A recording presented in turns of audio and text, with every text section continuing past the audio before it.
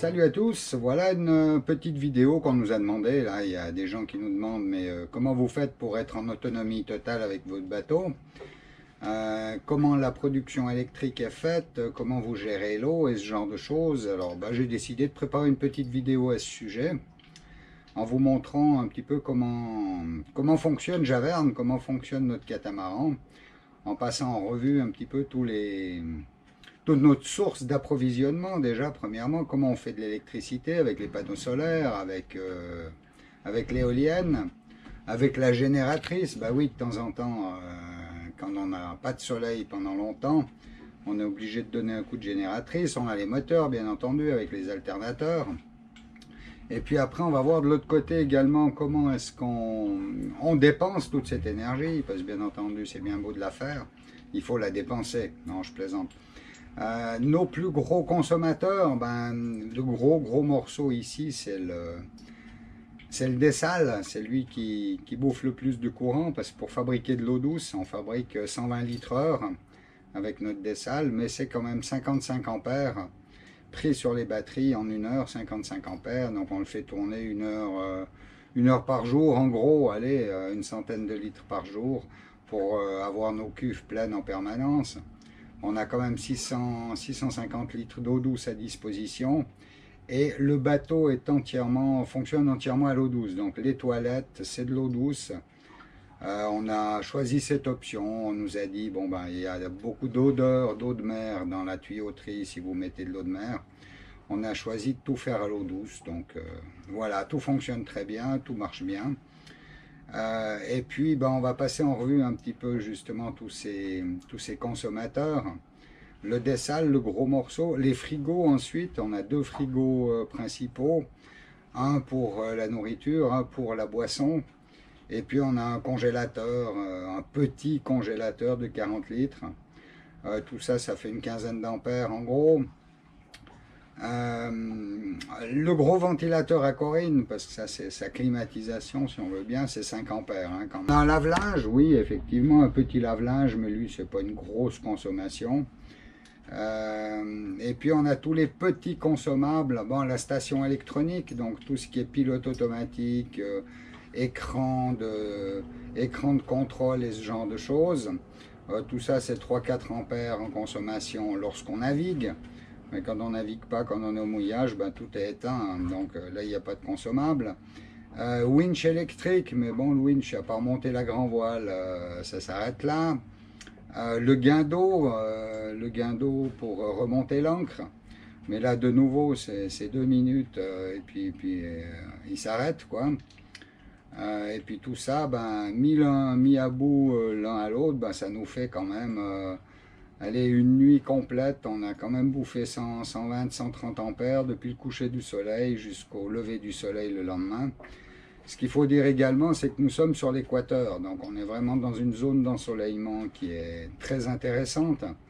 On a pratiquement toujours un bon ensoleillement, pas aujourd'hui, ma foi, ça arrive, mais les batteries chargent quand même malgré le peu d'ensoleillement. La lumière fait tout le travail. Alors voilà l'état des batteries le matin au réveil. On est encore en train de tirer du courant, 4 ampères.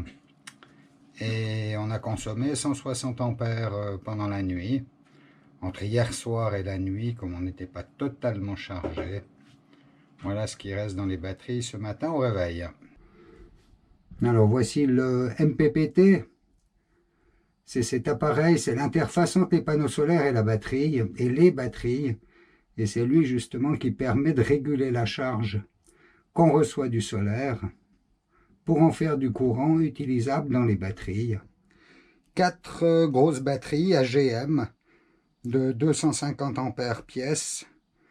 Donc on a 1000 ampères de capacité.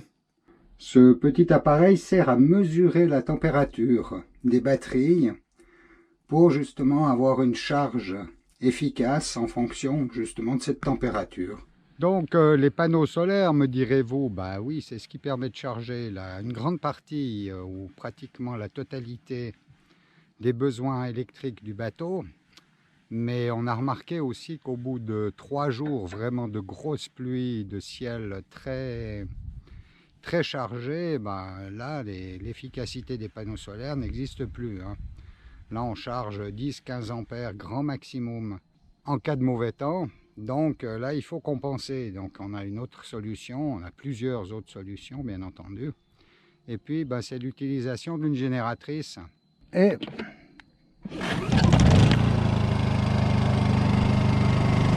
c'est parti.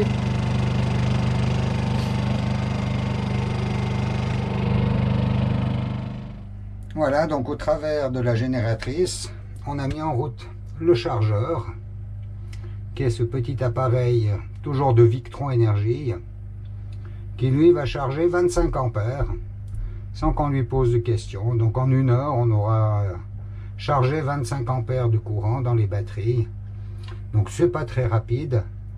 Et puis l'idée, ben, c'est d'en avoir un deuxième, d'avoir 2 chargeurs en même temps, ce qui nous permettra de charger 50 ampères, toujours en 1 heure. Et puis on va aller regarder maintenant au niveau de la production réelle, qu'est-ce qui est en train de rentrer dans les batteries. Voilà, les panneaux photovoltaïques actuellement débitent 7 ampères, vu que c'est encore 8h30 du matin. Et puis on va aller voir ce qui est en train de rentrer avec les génératrices, vu qu'on vient de la mettre en route. Donc elle fait 25 ampères, donc 25 ampères, là on est en train de charger 28 ampères. Donc 25 plus le soleil, moins ce qu'on est en train de consommer, on ne consomme pas grand chose là maintenant. Donc on charge 28 ampères dans les batteries. Et on est à moins 160, moins 159 ampères actuellement. Et l'interface de l'éolienne, là, voilà, qui produit actuellement 3 ampères. Donc elle tourne, il y a du vent, il y a 10-12 nœuds de vent. Alors voilà, on est devant un gros consommateur d'électricité. Ah non, pardon, c'est la machine à laver. Un gros consommateur d'électricité, là. Combien elle consomme, Corinne, la machine à laver? 1,5 kWh. Ouais, c'est pas mal. Voilà, 1 kW. Je sais pas ce que c'est, mais ça n'a pas l'air beaucoup. Non, c'est pas trop, c'est 2-3 ampères quand elle tourne, donc c'est pas grave. Mais bon, elle tourne combien de temps? 45 minutes. 45 minutes, ouais. Puis combien de capacité? C'est une machine de 3 kg, mais je peux mettre que 2 tiers de 3 kg. Ouais. Ah, c'est tout ce que tu peux mettre dedans? Ouais, on peut pas bourrer une machine, hein. C'est Ah, pas bien, le ouais. linge il n'est pas propre après. Bon, c'est une toute petite, il faut dire, hein, aussi. Puis t'en es contente? Ouais. Ouais, elle fait bien son travail. Ouais. Ouais, voilà, bah, c'est bien. Tu veux dire quelque chose de spécial? Ouais, bah, c'est bien une machine parce que c'est fini le temps des grands-mères où on lave tout à la main. Moi, j'aime pas ça. Ça va pour les petites culottes, hein, mais c'est tout. Alors, il y a encore un autre consommateur à bord, mais là, c'est une autre source d'énergie. Ouais, il y a toi qui consomme beaucoup de pain. Ah oui, ben ça aussi.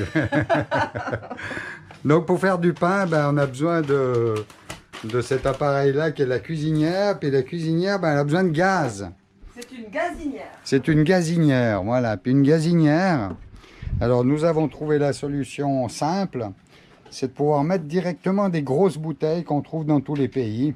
Il faut juste trouver le régulateur pour le mettre dessus et puis un serre-câble et le tour est joué. Par contre, consommation de gaz.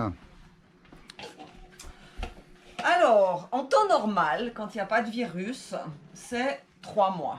Une bouteille de combien de kilos? 14 kilos. 14 kilos. 14 kilos, 3 mois. Parce qu'on va au restaurant, je passe pas tout mon temps à cuisiner, mais là, ça fait 3 mois et demi que je passe mon temps à faire la cuisine. Puis on en est là. À faire des gâteaux, à faire du pain, à cuire des plats au four. Donc, c'est 1 mois et demi. Moi, c'est moitié.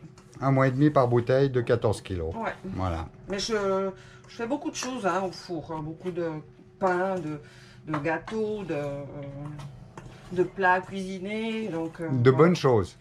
Ben, ça, oui. Parce qu'il n'y a qu'à voir ton ventre. Hein. Merci mon amour. Je t'en prie. On va passer maintenant dans la catégorie des gros consommateurs d'électricité sur le bateau. C'est le dessal. Donc on va fabriquer de l'eau douce, puis on va le mettre en route. Stock.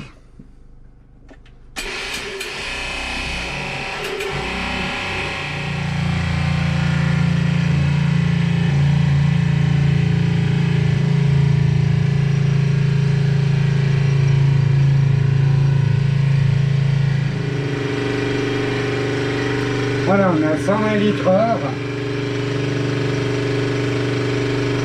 pour une pression de 50 bars actuellement.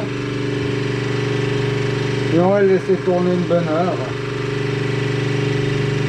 histoire de charger un petit peu les réservoirs. Alors ça, c'est Atari. C'est mon ami. Mais c'est pas le copain à Michel parce qu'il bouffe l'électricité. Ouais, il bouffe 5 ampères, hein, c'est l'équivalent d'un frigo. Mais c'est mon copain. Alors, en conclusion de cette excellente explication comment fonctionne un bateau au niveau de l'énergie, je dirais que ça, c'est ma petite note d'humour, bien sûr. Je ris déjà, hein. Mais bon, je dirais que avec tous les gaz que mon mari fournit sur ce bateau, c'est-à-dire des paix, hein, je pense qu'on pourrait couvrir la totalité de la consommation énergétique sur ce bateau. Voilà, à bon entendeur, chers amis, au revoir.